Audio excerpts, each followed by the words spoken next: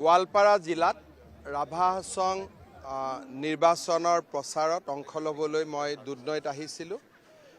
ৰাভা হাছং যৌথ সংগ্ৰাম সমিতি আৰু ভাৰতীয় জনতা পাৰ্টি আমি দুইটা দলে একেলগ হৈ নিৰ্বাচন খেলিছোঁ। প্ৰথমবাৰৰ বাবে ৰাভা হাছং যৌথ সংগ্ৰাম সমিতি ভাৰতীয় জনতা পাৰ্টিয়ে নিৰ্বাচনত সুন্দৰভাৱে অৱতীৰ্ণ হৈছে। প্ৰতিটো জাতি জনগোষ্ঠী ৰাভা, বড়ো, গাৰো, কোচ ৰাজবংশী, অসমীয়া ভাষী, বঙালী ভাষী সকলো লোক আজি একেখন মঞ্চত একত্ৰিত হৈছে।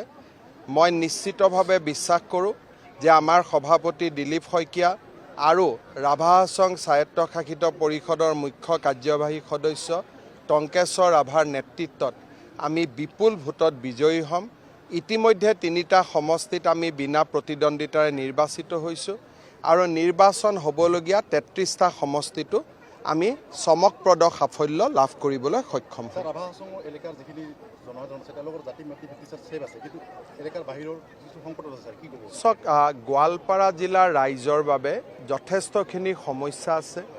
ইয়াৰ ফৰেষ্ট, ইয়াৰ ৱেটলেণ্ড বিভিন্ন ব্যক্তিয়ে আহি দখল কৰিছে আৰু আমাৰ জনজাতীয় থলুৱা লোকৰ অধিকাৰ বহুখিনি কাঢ়ি লৈ যোৱা হৈছে।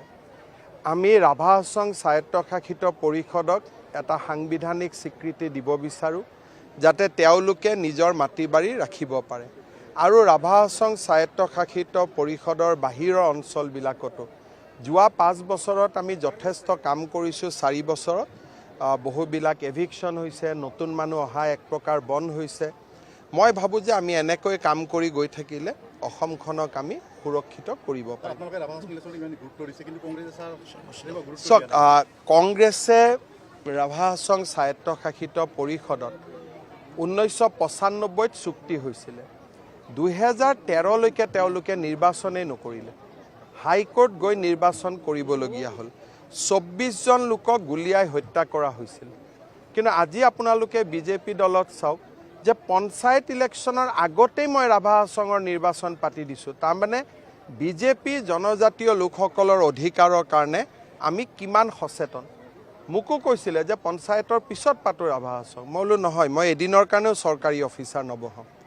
সেইটো হ'ল আমাৰ কমিটমেণ্ট আৰু সেইকাৰণে আপোনালোকে দেখিছে যে আজি বড়ো, গাৰো, ৰাভা, বঙালী ভাষী, অসমীয়া ভাষী, কোচ ৰাজবংশী, হাজং সকলো অনুসূচিত জাতি সকলো লোক আজি একত্ৰিত হৈছে আমাৰ মঞ্চখনত।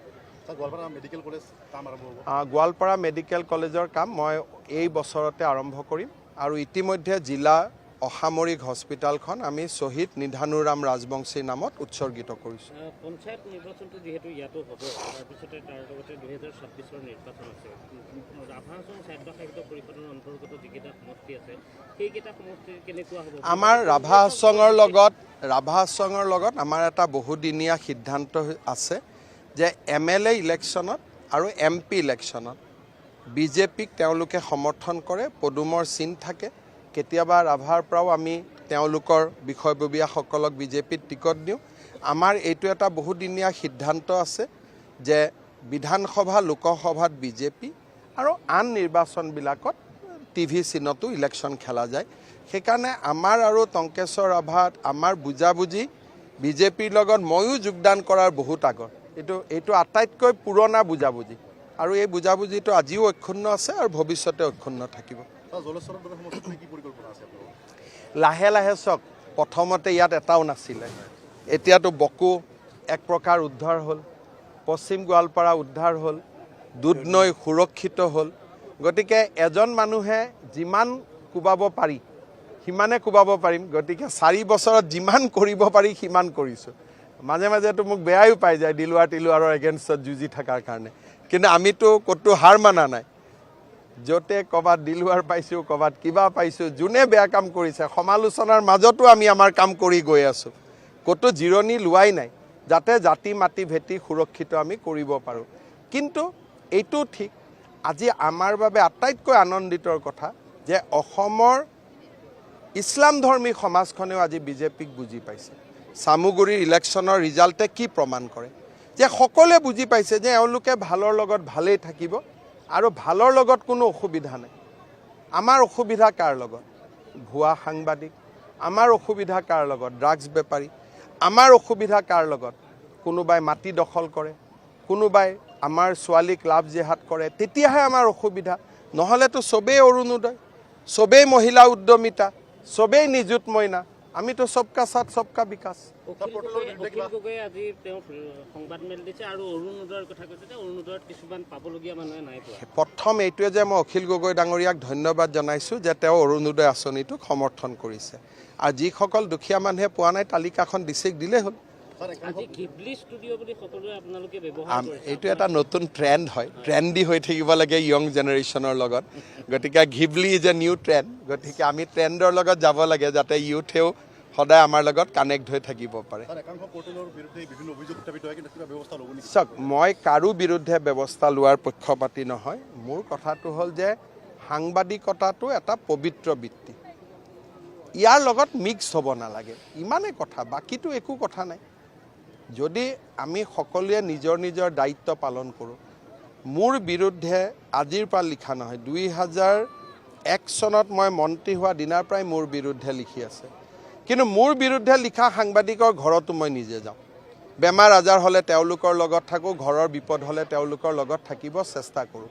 কিন্তু যদি সাংবাদিক হৈ মই সাংবাদিকতাৰ বাহিৰৰ কাম কৰোঁ, তেতিয়াহ'লেতো আইন সকলোৰে সমান। মই যদি আজি মুখ্যমন্ত্ৰী হৈ কাৰোবাৰ মাটি দখল কৰিব যাওঁ, মোকোতো এৰেষ্ট কৰিব ন পুলিচে। গতিকে আইন সকলোৰে ক্ষেত্ৰত সমান। কিন্তু মই এইটো কথা বিশ্বাস কৰোঁ যে বিজেপি এটা চৰকাৰ যোনে আমাৰ এগেইনষ্টত ইমান লিখে, আমিতো কাকো একো নকওঁ। আমাৰ এগেইনষ্টত লিখা মানুহজনকো লগ পালে হাঁহি মাৰি মাত দিওঁ, হয়নে? এতিয়া আপোনালোকৰ ভিতৰত কিমানে হয়তো মোৰ এগেইনষ্টতে গৈ আজি লিখিব, মইতো কেতিয়াও এটাও টান শব্দ নকওঁ।